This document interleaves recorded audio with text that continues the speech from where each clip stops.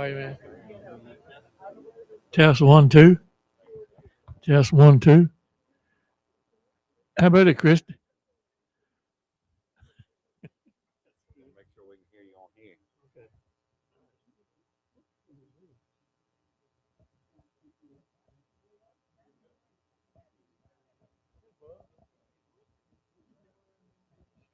There you are. Test 1, 2. Yep. Oh, you got it. We Test good. Everything's all set. Oh, we're good to go. All right. Yeah.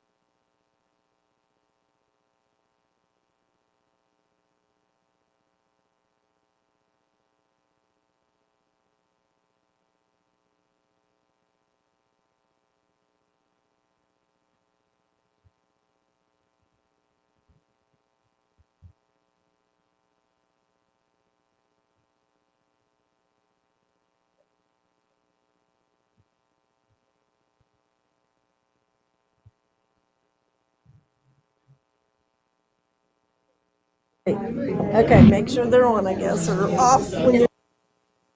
When they're not. Yeah.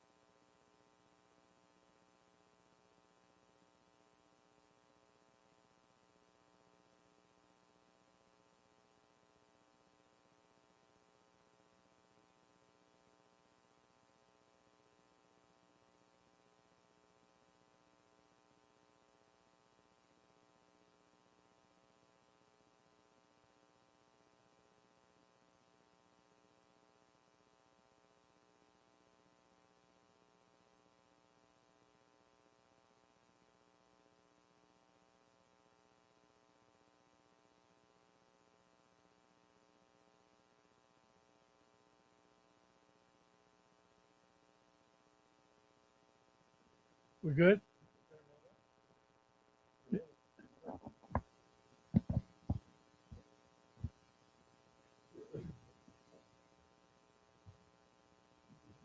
Testing, testing, 1, 2, 3. We got it now. All right, I didn't get 3. That's what it was, Jimmy. Good to see everybody. I know it's been 2 years or more since we had a program, and we're glad we can do it again. And today's program should be something special because of what we got going. Christy Kendall and all her team are going to tell us a little bit about what they've done. But first, we have to have an election because our bylaw says we have to. So at this time, I'm going to introduce Ken Penn Bowers to tell us a little bit about what we're going to do with the election. Then he can take over after that.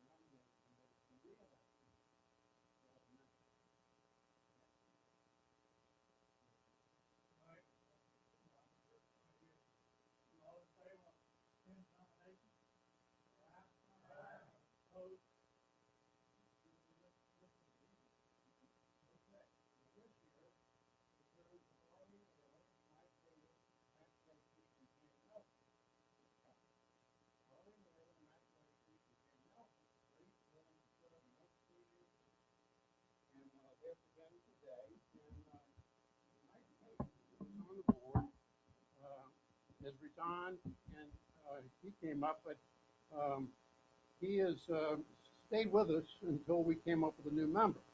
And that new member, which we're nominating today, is Dennis Coffey, and I'm sure you all know Dennis Coffey. So anyway, the nominating committee presents that slate for this year. All right. All in favor of that slate? Dennis, I think everybody knows you. You don't have to stand up. All in favor, say aye. Opposed? Motion carried. For another 3 years. Okay, I'm not going to use just to introduce everybody, but the microphone. I think y'all can probably hear me. Today's program is an overview of the founding of the Shenandoah National Park and the eminent domain land taking. And it'll be basically a panel discussion, which will be monitored by Christy Kendall. And Christy is the Historic Preservation Coordinator for the Piedmont Environmental Council. She's also a graduate of James Madison University. So that's just in here a little bit later. And in all of the each of the counties where land was condemned, they were court proceedings. And in 2017, James Madison University began a project to digitize the court findings, the legal findings in those court proceedings.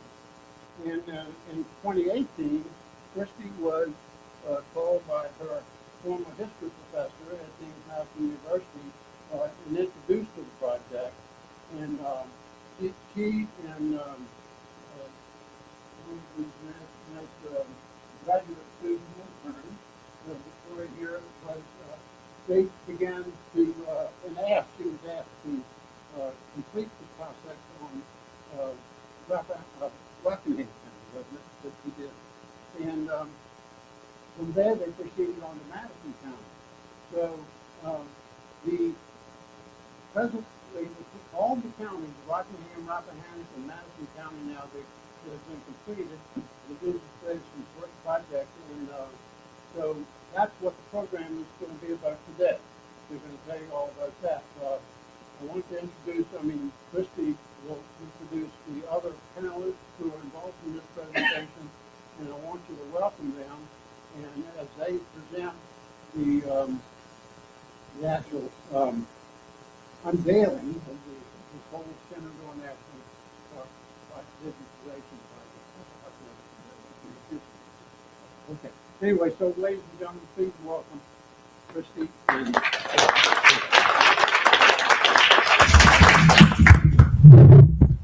Thank you, Penn. And thank you all for being here today. It looks like we have a great crowd.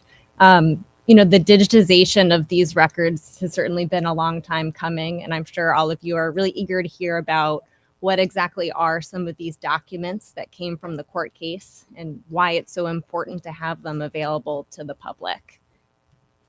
And as Penn said, I currently serve as the Historic Preservation Manager at the Piedmont Environmental Council. For those of you not familiar with PEC, we're a nonprofit environmental organization headquartered in Warrenton, and we do a wide variety of work from land conservation to local food, wildlife habitat work, and also protecting historic places. Our service area covers 9 counties on the Piedmont side of the Blue Ridge, from Loudoun County in the north down to Albemarle County in the south, and of course also including Madison. And over the last decade, PEC has worked really closely with the counties on the Piedmont side of the Blue Ridge to recognize and honor the people and the communities that were once part of the landscape that is now Shenandoah National Park. And we've done this through a variety of things. I'm sure some of you remember our annual Mountain Heritage events that we held. We've done some on-site documentation of historic buildings that are both within the park and also some that are just adjacent to the park boundary. I have my book, These Hills Were Home, that PEC had a heavy hand in producing. And then, of course, more recently, I'm really excited to share our work on the digitization of the condemnation records here in Madison. And to help me discuss the project today, I'm pleased that we have several speakers here with us. Next to me right here is Kevin Haig. Kevin currently serves as the Director of Digital Projects at James Madison University Libraries. He has worked at JMU for almost 25 years in various technology positions. His experience spans a wide variety of technology work, from managing computer labs and server hardware to developing a large open source software project used by hundreds of universities. He and his team collaborate with faculty and students on a variety of innovative and cutting-edge digital projects and assignments, as well as integrating digital humanities practices in the classroom. There are a lot of hard words to say in that. Whoops, sorry about that.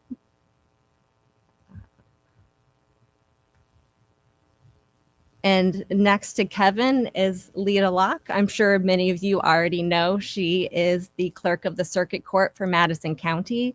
She began working at the clerk's office 32 years ago as deputy clerk and has served as clerk for the last 7 years. And she lives in Brightwood with her husband. Next to Lita, we have Victoria Garnett. She is a graduate from Old Dominion University, where she received her Bachelor of Fine Arts degree and her master's in library and information studies. During her time as a graduate student, she interned with PEC and Lita and Kevin and worked to digitize the legal documents that were part of the condemnation suit here in Madison that we're going to be talking about today. And currently she is employed at the Library of Virginia as a digital collections assistant. So between the four of us today, we're going to try to anticipate questions by covering a wide variety of topics. I'm going to spend just a brief time talking about the history of the park's creation and how that condemnation suit was part of that story. We're going to give some background on the digitization project itself, where it got started and then where Madison's story comes into it. We'll look a little bit at the condition of the collection here in Madison and its ultimate organization and digitization. We'll kind of hone in on the documents themselves and see what kind of information is in these documents and what we can learn from them. And then lastly, we'll take a zoom through the histories along the Blue Ridge website so you all can actually see. So this is the site hosted by James Madison University Library. So you all will see how you can actually search for these documents, different ways that you can access them, and learn a little bit more about the website itself. So as I said, I'm going to start by just giving a brief overview of the park's creation. And I'm curious just to maybe see a show of hands, how many of us in the audience today had family that was either displaced or impacted by the creation of the park?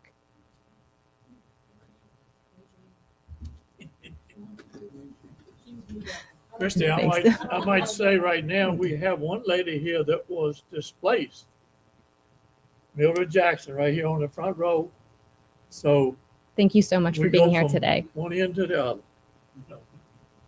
I know a lot of us are intimately familiar and probably all too intimately familiar with the story, so I don't want to spend too much time on this, but I think looking at a timeline provides some helpful context to understanding how the condemnation suit came to be.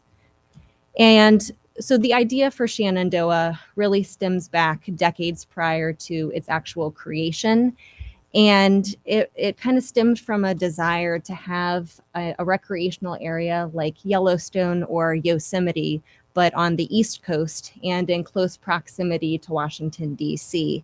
And at the time the park was established, at the time the park was first introduced in the 1920s, the Blue Ridge Mountains had been home to people dating back thousands of years, really all the way back to the ancestors of Siouan-speaking tribal nations. And then, of course, we see European settlers, sometimes with their enslaved African workers. They're pushing up into the Blue Ridge by the mid-1700s. They're establishing communities. And by the time that the park is first introduced in the 1920s, people had been living there for quite a long time. When the idea of Shenandoah is first introduced in the 1920s, it immediately gains momentum. And there's a lot of events that occur in really quick succession. So I think it's helpful to look at a timeline of when kind of each thing was happening. So in 1924, there are a number of groups and committees that are formed. The Shenandoah Valley Incorporated is formed mostly from a group of businessmen from over in the Shenandoah Valley, and they are tasked with promoting the region in general.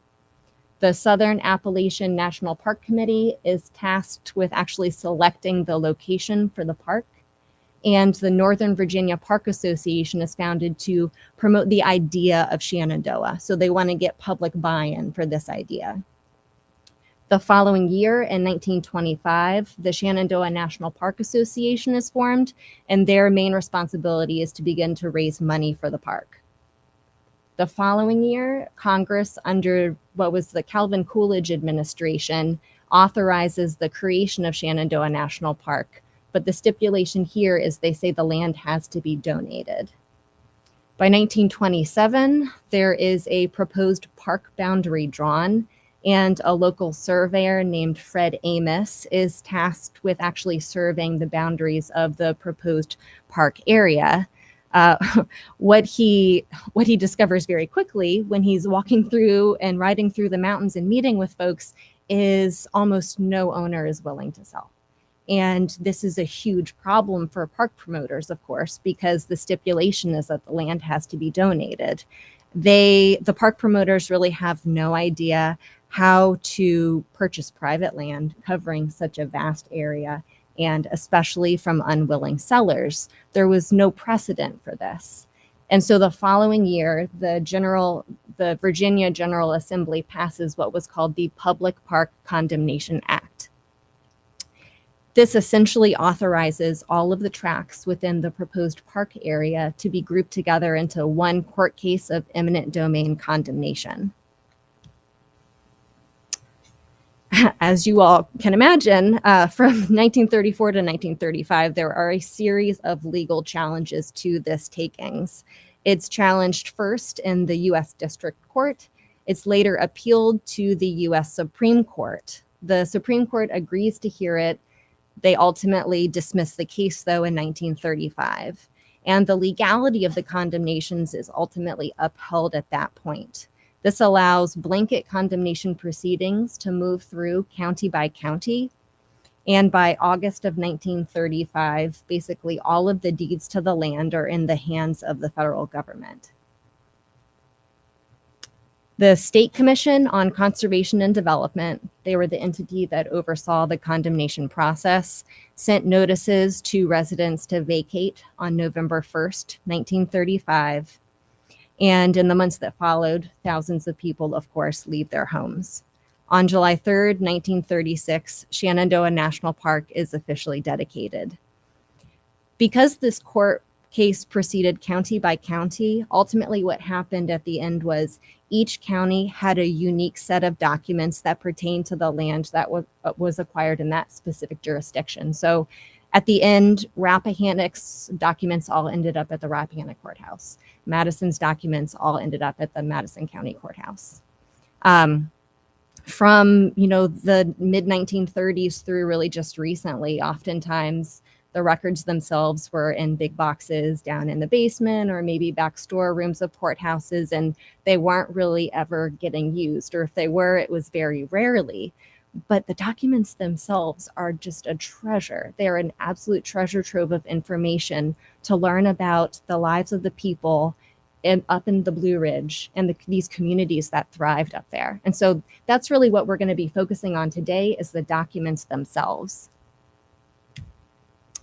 So I'm going to turn it over to Kevin. So Kevin, we all know there's this big collection of documents, and eventually they were digitized, but could you talk a little bit about the background of this project and how it came to be and what James Madison University's role was in the process? Sure.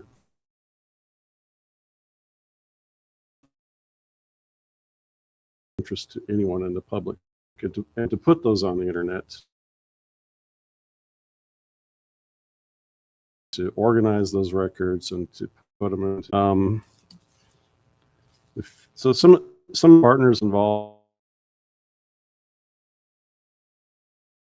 we'll look at in a little bit. So partners include JMU Libraries, the JMU History Department, so faculty and students, of course, the Rockingham County Clerk of Court, and then external partners like Christy Kendall, Madison County Clerks of Court, and of course you all, the Madison County Historical Society, and thank you so much for your support.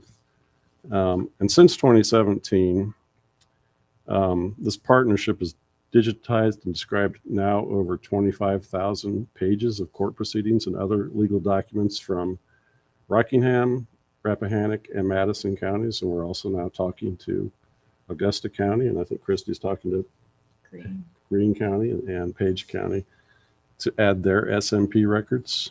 And actually that 25,000 pages I should update, on Friday, 2 days ago, I added another 12,000. These are criminal cases from Rockingham County. So we're probably close to 40,000 scanned items in this database. Go to the next slide.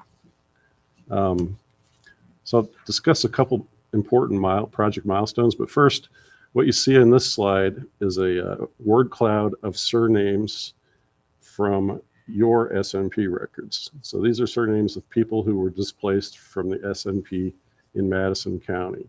And as I heard you elect new board members and heard the names of outgoing board members, I recognize some of the names. And Victoria, I think you're responsible for tagging all these documents with these surnames. If the name is larger in this tag cloud, that means that more Smiths, more Weekleys, more Nicholsons were displaced than, say, a Fox or a Long or a Breeden.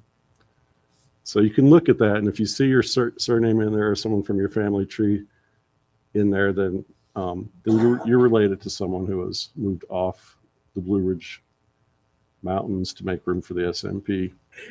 So a year ago, because of the work that Christy did with Victoria and with your support, we changed the name of Exploring Rockingham's Past to Histories Along the Blue Ridge to reflect the contributions from this side of the Blue Ridge Mountains. In the fall of 2020, we added the Rappahannock County SMP documents to the what's now called the HBR database. And then two months ago, we added your SMP records, 383 of them. And these are PDFs, so each document can have as many as 100, maybe even 200 pages. And I'm sure, Victoria, you'll talk about what that involved. It's a lot of work. I had a note here, but I can't find it. How many records you actually had to scan, but it's like 6,000. Okay. 3,000 or 4,000. So let's just say a lot. Go to the next page. Yep. So I'll just end with a brief overview of some of the other collections that are in the HBR. The SMP records are definitely form the core of this database. These are the most important and most numerous documents in the HBR. Other collections from the Rockingham County Courthouse include from 1787 through 1871, Overseers of the Poor, so poorhouse records. There's a small collection of shape notes. Shape notes are a different kind of musical notation that was popularized in the Shenandoah Valley in the 1800s. And what we've been working on now is adding all of the Rockingham County criminal cases going all the way back to 1820 and ending in 1871, adding all of those. And so this is hundreds of cases and tens of thousands of scanned documents. And this really, this is Rockingham's dirty laundry, right? These are very interesting. And scholars are finding these, and they're actually starting to write some papers and do some research.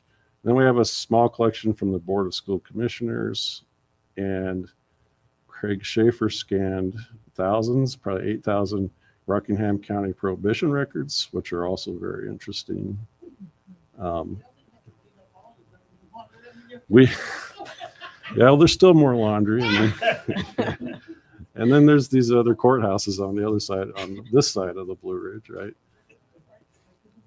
And then, Did I go too fast? no, this is fine. I'll just end by mentioning one other SMP resource that I think you all might be interested in. And it's the SMP Oral Histories Project housed at JMU. And there's a link to it. You can barely see in light blue at the top.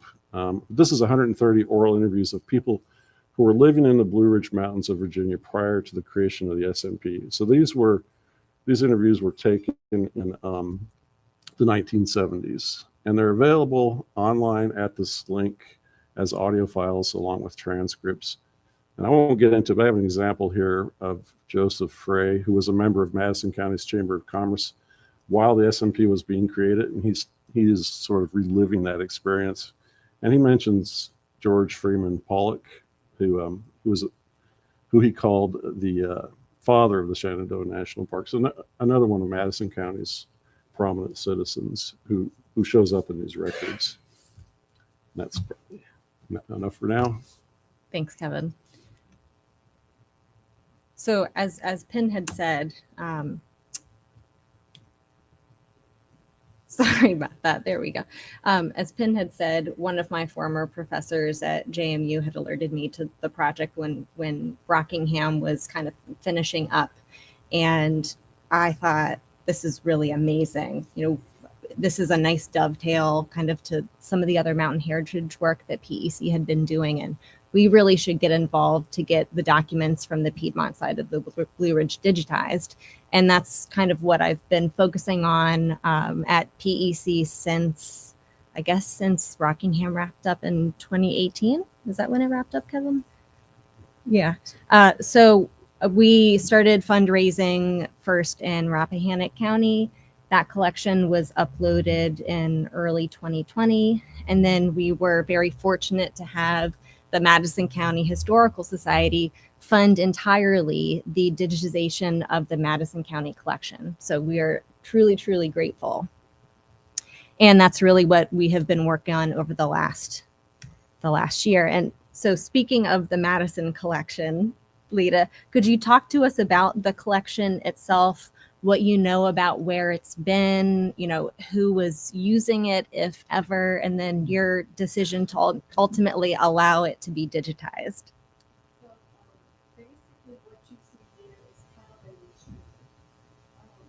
Those papers are very brittle, very fragile.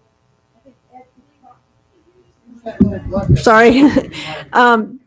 As you can see from the picture, that was how the papers were stored.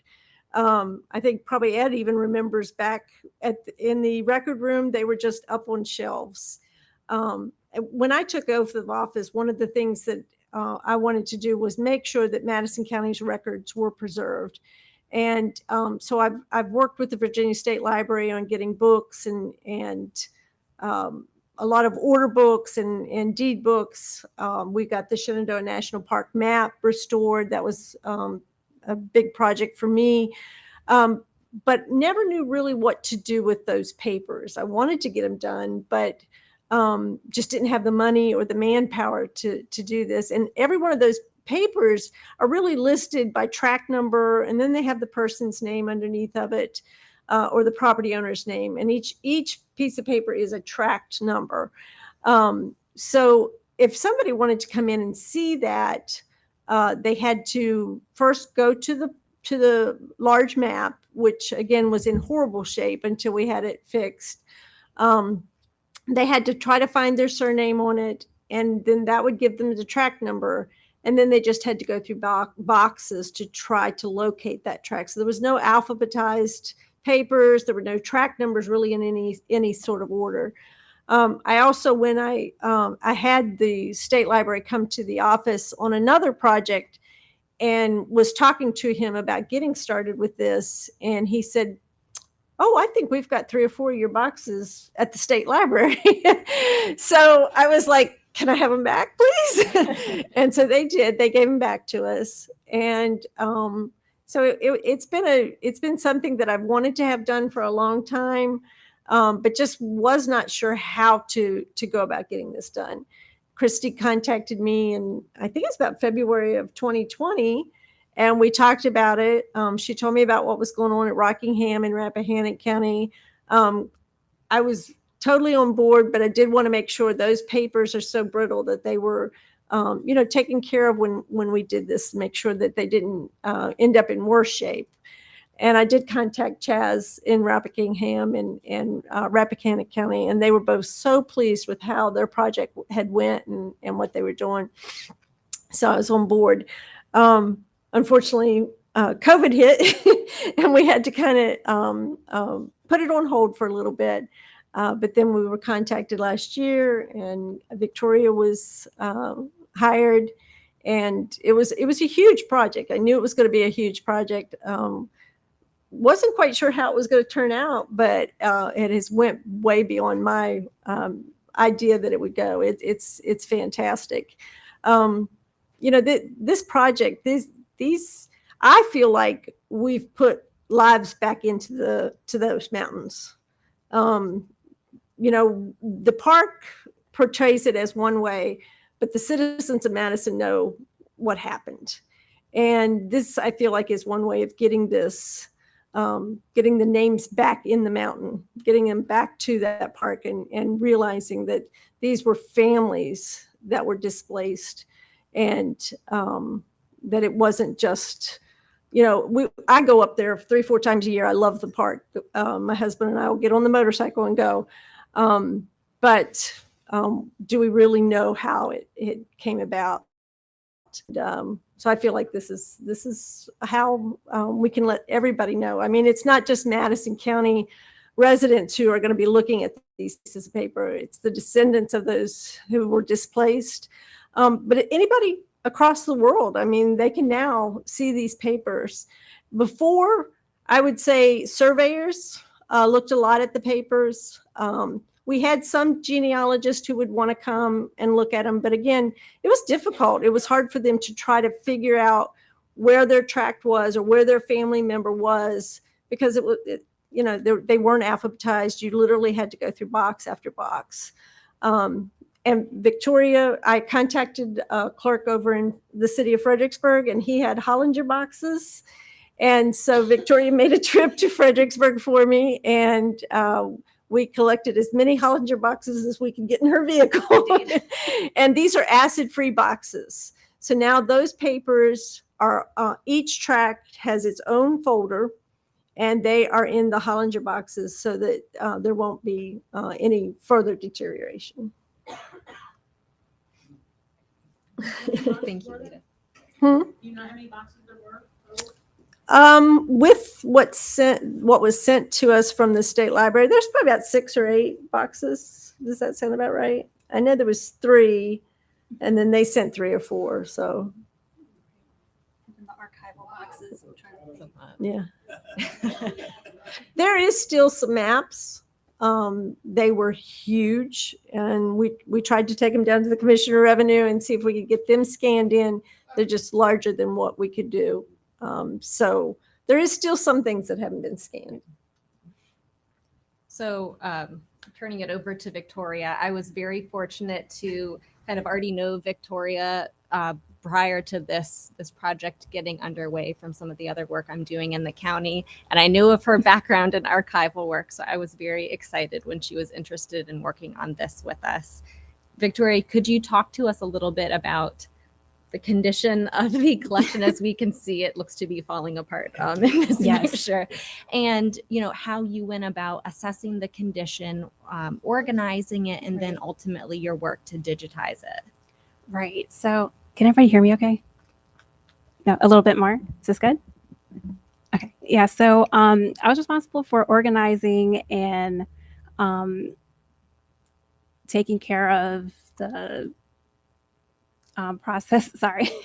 Taking care of the process of organizing everything. So as you can see, the documents are very fragile, and there were thousands of documents such as property assessments, claimant worksheets, surveys, and personal letters and newspaper clippings that were wrapped in these ribbon-tied batches here. And of course, the other ones were in stacks.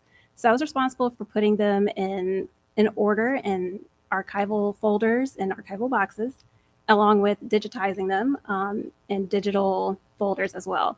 So how I went about it was I labeled them tract number, last name, and first name so that it's easy to find the tract number that matches up with the name. And you can find those at the courthouse, the hard copies, of course, but the digital ones. I put them in PDF form and save them as OCR so that when you go online, you can easily type in a search and you can find what is on that document exactly and with specific words that you type in. I'm trying to think.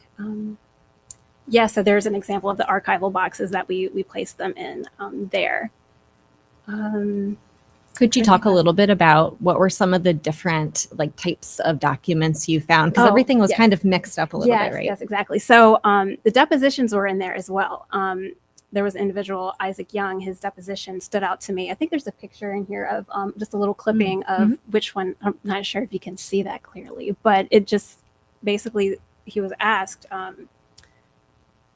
would you sell this property if you didn't have to? And he was absolutely not, because he's grown up, he was raised on this land, and he wouldn't have to do it. He wouldn't do it if he didn't have to. And I could see how it holds a special place in these individuals' hearts, because they didn't want to move. And these depositions that are saved in these digital collections will make that very easily accessible, so you can read this personal voice and narrative of the individuals who are moving out. There weren't that many depositions, but there were quite a few, just so that you can get the gist of how these cases went from their personal voice. What else is there?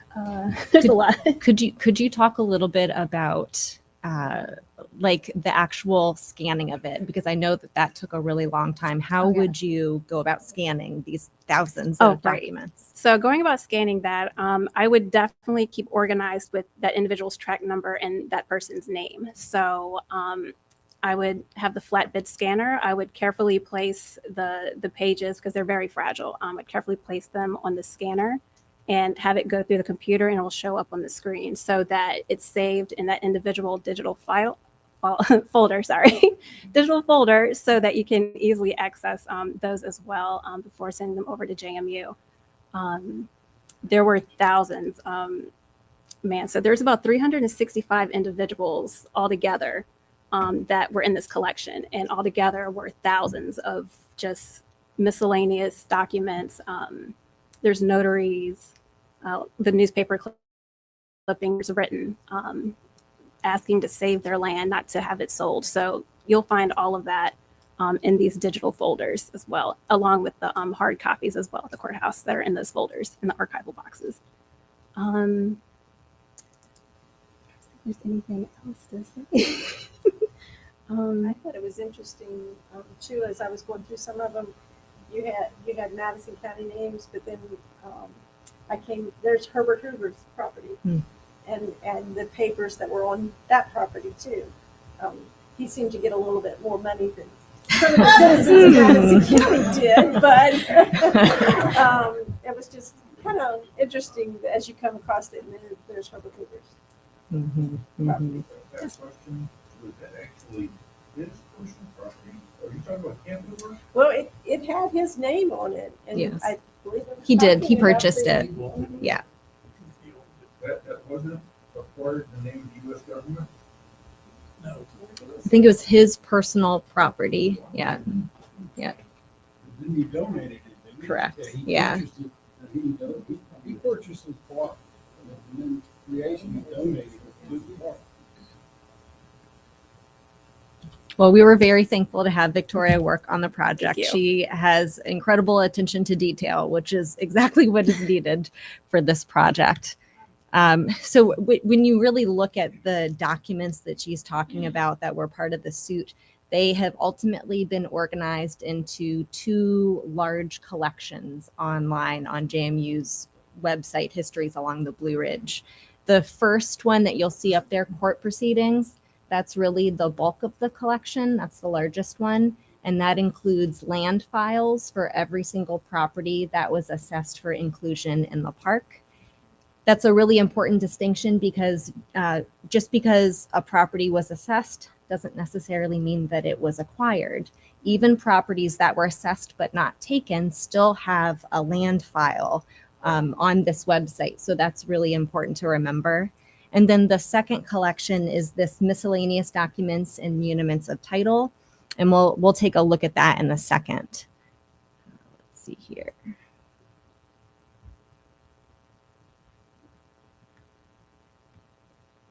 So the land files generally have 4 documents. Some of them have more than others, but for every single land file, you should be able to find an assessment, an owner assessment, and a claimant assessment, a property survey, a claim form, and then for some of them, for the properties that were ultimately acquired, you'll find an order of distribution, which is basically the payout to the landowner for the land that was acquired. Now let's take a closer look at the actual assessment. So in my opinion, these are the most priceless documents in the collection because they provide such detailed information and are sort of a snapshot in time of a particular property. They tell us, it's a little bit hard to see in this image. Let's see if I can do a little pointer. I don't think my pointer is working on this. Well, let's see here. At the very top of the document, you'll see the county listed and you'll see the landowner name. So on this particular one, it was the H.M. Lillard estate and the tract number was 208. So each tract was associated with a specific landowner, so a specific landowner's name, and a specific number. And that's really how one way in which you can search for these land files. There's information on the actual deeded acreage, the assessed acreage, and then the acreage claimed. And that's information you'll see right below the claimant's name. There's information on the location of the tract, either within or adjacent to the park boundary. There's really detailed information on the type of soils that were found on the property, how productive the land was. There's information on road access. What were the closest shipping points that this property had to shipping routes? There's also information on the type of timber that was on the property. And I think this particular one, there was red oak, poplar, chestnut oak, but it breaks it down into board feet and it talks about the actual value of the timber that was on the land at that time. And then probably of most interest to this group is it lists out every single standing structure that was on the property at that time. Most of these assessments were done around 1928. So you have kind of a period of time where you can say, this is all of the structures that were standing on this particular property at that time. And it doesn't just list the type of building, it goes into detail on the dimensions of the building. So on the H.M. Lillard estate, there was a tenant house that was built from logs. It measured 19 by 26 feet. It had 2 stories, 4 rooms. So it was probably 2 rooms below and 2 rooms above. It had a stone chimney, a solid foundation, which was probably a stone foundation, a shingle roof, and the building was listed in fair condition at the time. But if you go down through the list, you'll see there was a log and frame barn, there was a log spring house, there was a log cattle barn, and it really paints a picture of what this farmstead consisted of. Other information, you have the orchard products that were on the property at the time. What type of trees, how many trees, what condition they were in, what their value was based on their condition at that time.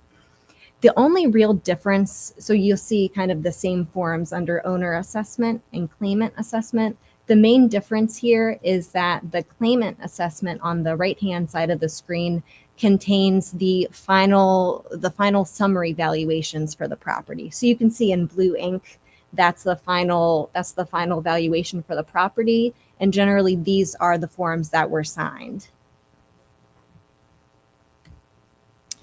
Next in the land file, we have property surveys. So this particular one was for the Reuben T. Mcdaniel property, which is up off of State Route 615, Bluff Mountain Road, and now actually within Rapidan Wildlife Management Area. So I had mentioned some of the properties were not ultimately acquired for the park. This is an example of that. This is now within the Rapidan. And what's really interesting about these property surveys is the amount of detail that goes into them. This is not like a typical property survey we see today. You have your adjacent landowners, but you also have all kinds of other information. So on the lower southern boundary of the property, you'll actually see a road, and that's Bluff Mountain Road forming the southern boundary of the property. You'll see roads going up into the property. The black squares that you see are dwellings that were standing on the property at that time. And then you can see the property is kind of carved up into these dashed line areas. That shows us what were grazing lands, what was being reforested at that time, sloped lands. And so it really gives you a great idea of what that property looked like in 1928. The last form is the claim form. So this is the claim form for Reuben Mcdaniel. And these forms are pretty lengthy. So basically owners filled out these forms to claim a certain valuation for their property. And they give information about, when and where they purchased the land, a description of the age and buildings that were on the property, how the land was being used, and a whole bunch of other information. You'll see Reuben Mcdaniel claimed $9,500 for the property. He ultimately received $3,951. So almost never did landowners receive the same valuation that they were claiming on these forms. But it also is important to see how people viewed their own properties and what it meant to them. So the first four documents I went through, the owner assessment, the claimant assessment, property survey and claim form should be in every single land file that you will find on the website. Some have more documents than others, but you should be able to find all 4 of those for every single property. And then lastly, I had mentioned the second collection, which is, it's kind of a hodgepodge. It's miscellaneous documents and mutaments of title. You'll find different types of documents in there. Victoria had talked about depositions. All of the depositions are located in the miscellaneous collection. You'll also find things like post office addresses, and that's what this is a picture of. So this is interesting because this is a page taken from it. It's dated 1933, and it shows the post office address of all of the landowners within the proposed park area at that time, so you can see where they were living. There's other things like the evidence of ownership, which is in the mutaments of title. All of those have been scanned. They're in that collection. Summary appraisal reports and a few other things. So now that we've kind of gone through the different types of documents that you can find in the collection, I'm going to turn it back over to Kevin to kind of walk us through the website and self and kind of demonstrate how we can use it. And let's see, I think I need to go to the next one. And actually, before we get started, I'm wondering if we might have a volunteer offer to share a family surname that we can use to search on the website. Great. That Thank shows you. up. Let's see here. So there are 3. Well, first you should make a note of where this is. That you can't see it there, but I'm sure we can share this. The web address is Omeka. That's the name of an open source software we're using to sort of structure all of this stuff. And this is software that George Mason University provides to the world for free. So the URL you can see up there is omeka.lib, which stands for library, .jmu.edu/ERP, old name, Exploring Rockingham's Past, but we brand it with a new name, Histories Along the Blue Ridge. And so now we're looking at the website itself. This is where all of these documents live, all the documents that Christy just showed you. They're in here somewhere. And it's a little tricky to navigate, but we'll talk about 3 different ways to do it. You come here, you see a welcome page, and then you can click on the link called Browse Digital Collections. And here you'll see all the different collections in here. And the 2 that you are interested in are the ones that Christy was talking about, the court proceedings and then the miscellaneous documents. So we'll start by clicking on the court proceedings because that's really the core of the collection. And there's a description here. And if you go down a little further, then we actually, and there's a date. These run from 1930 through 1934, which makes sense. And then you can browse the items. This is the painful way to do this, but you could browse the entire collection. Scan through here, you see the surnames, look for a name that's interesting to you. And there are 361 of these. So that's probably the wrong way to use the site. So a fun way is to look at, we have a surname tag cloud, and you can get to that by clicking Browse Items. And then under that, you'll see Browse by Tag. That's the key. Just remember, Browse by Tag.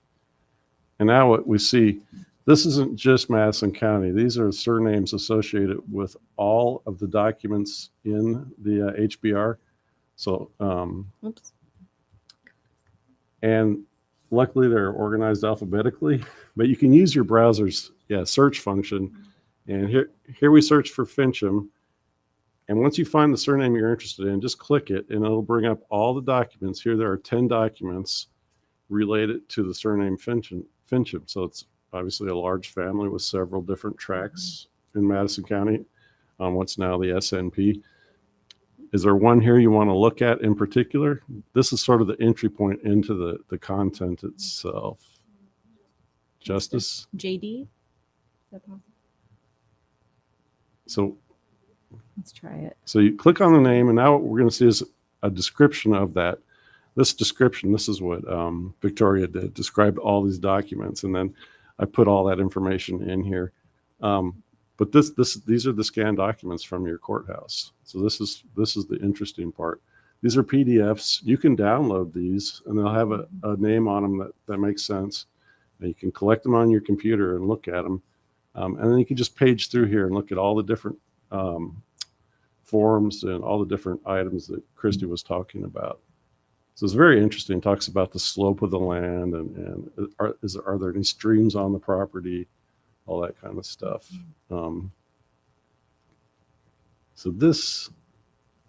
So again, and if you want to download this, there's a download link.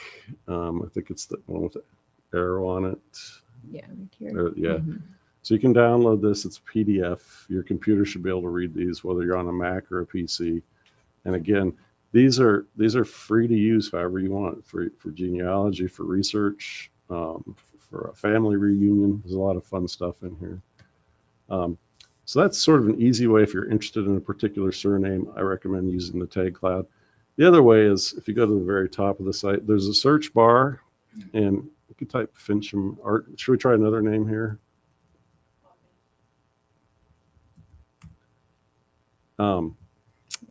And so this is a different way of searching it, and you'll see items. That's the scan documents plus the information that Victoria typed in. But the problem with doing this though is you're going to see Hawkins from all the different counties that are in here. So criminal records, prohibition records. So you want to be careful.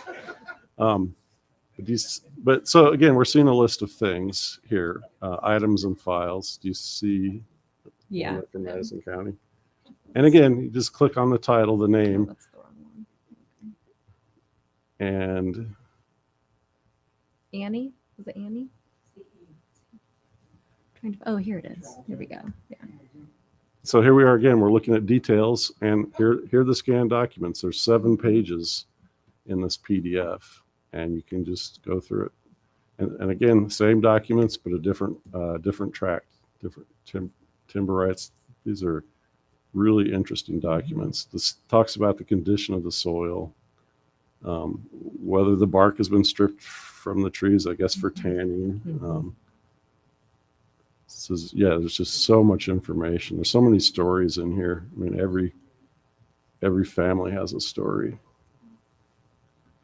So those are the 3 main ways you can browse the collection itself. You can use the family word tag cloud, or you can use the search bar at the top. So I guess at this point, Yeah. answered. Let's see here.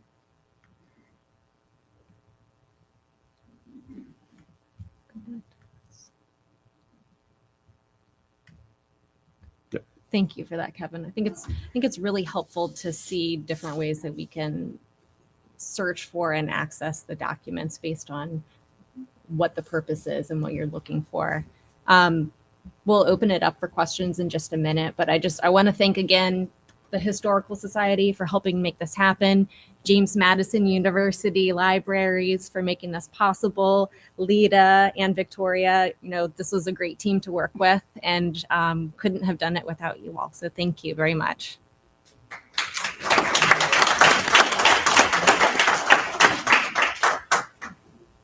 And with that, we're happy to take any questions anyone has.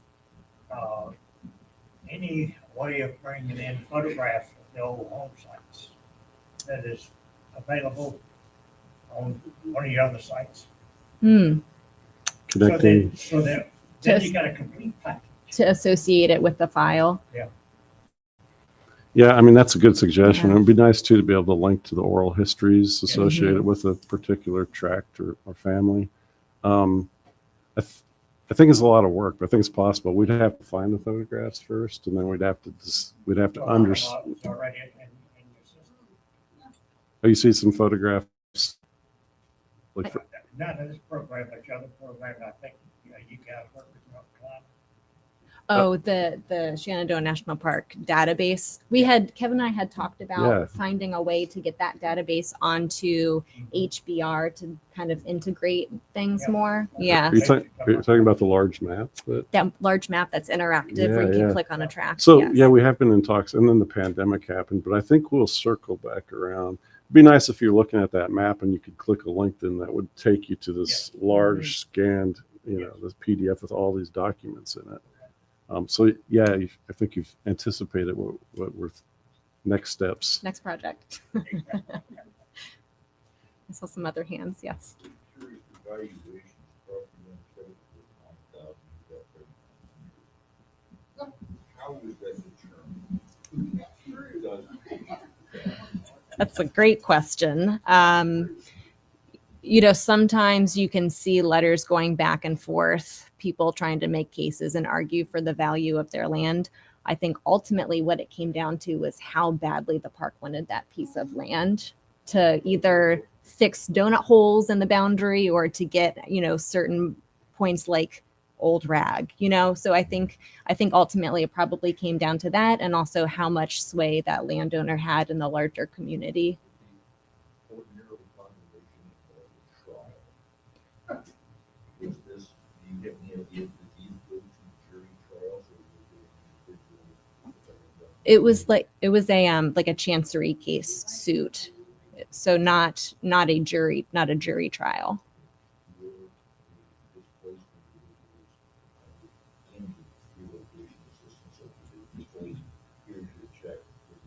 Some received relocation assistance, and I believe that there were 7 resettlement communities. And some of you in the audience, correct me if I'm wrong. I think that there were 7 resettlement communities around the park area. There was one here in Madison. I think it was 2 or 3 in Madison, I think. So some, but not all. And the unfortunate part of the resettlement program was that folks were resettled on land that looked nothing like what they were used to living on. And so very few people remained in these resettlement communities because it was like comparing apples and cucumbers. You live a certain type of life for so long, and then you're moved to a 5-acre tract of land, and you can't farm the way that you've had for your whole life on that new piece of land. I think some of the oral histories that I mentioned earlier address the resettlement areas. Mm-hmm. I think there was, as far as I know, there were 3. The resettlement, everybody knows where that one is, because that's Resettlement Road. There was one between Wolftown and Gray's Mill. Also one in the thoroughfare. Mm. So,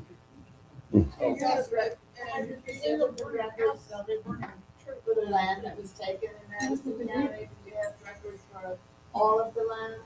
Yes. There's land files for every single property. Yes. Mm-hmm.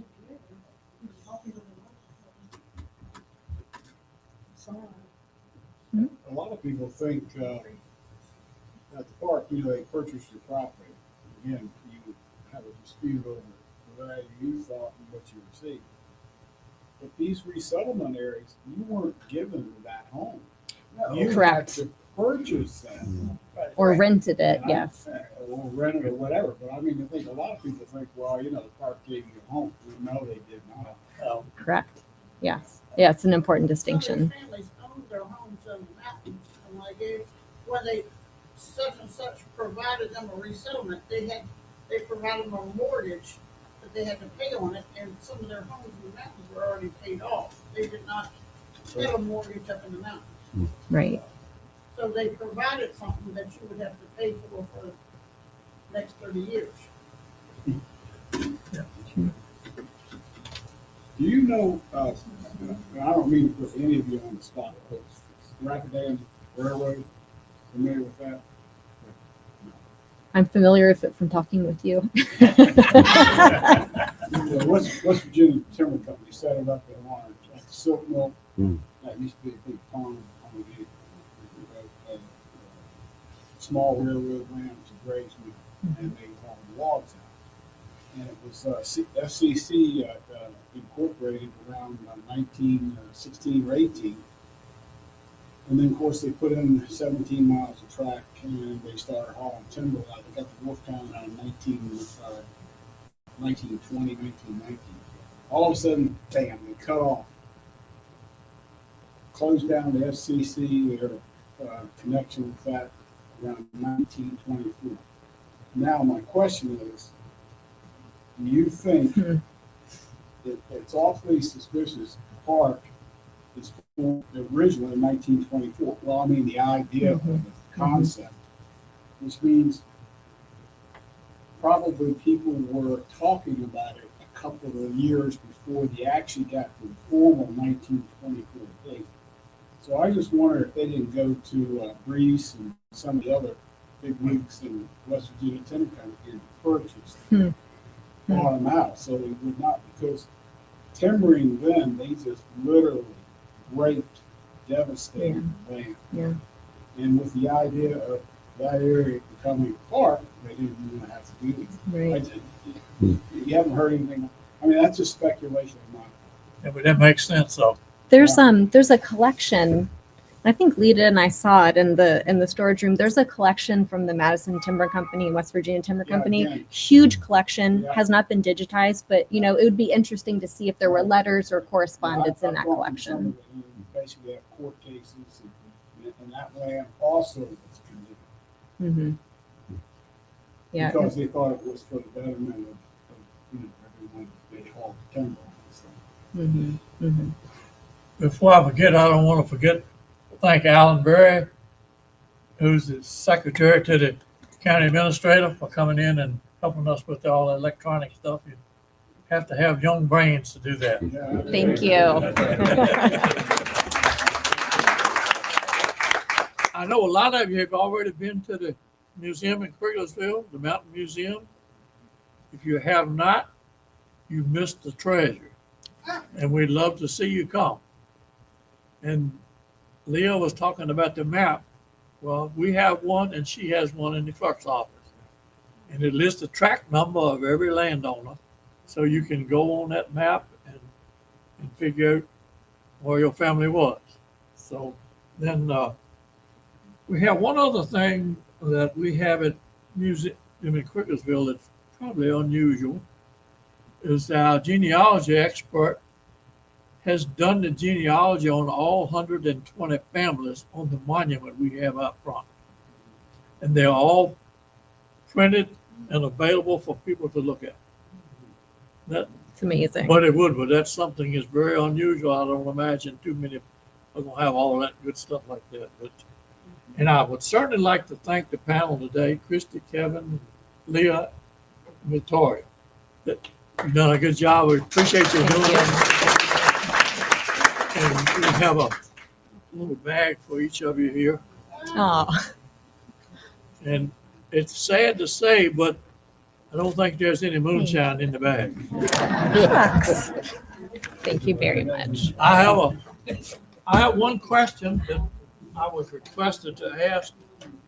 I know all of you probably know what a root cellar was, but how many of you have one? I wish I did. You got one back there? Two?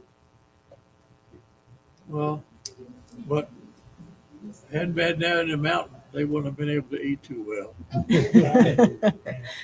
So, thank everybody for coming, and we'd love to see you at the museum. We're open every Sunday from 1 to 4, and if that doesn't work, give us a call, and I'll be glad to meet you there. Congratulations, Thank Dennis. You're on board now, buddy. Thank you very much. That's very good. Thank you, dear. It was good to see you. Good seeing you. Take care. Keep in touch. Good seeing you. Seeing you.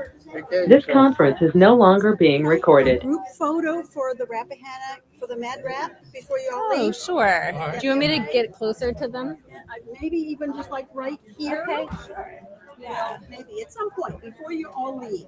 Sure. And we'd love to have you in the group photo for You the want me in Mad there Rap. too? Well, yeah. I mean, I you know, don't you're need to be here. in there. Okay, up to you. You're here.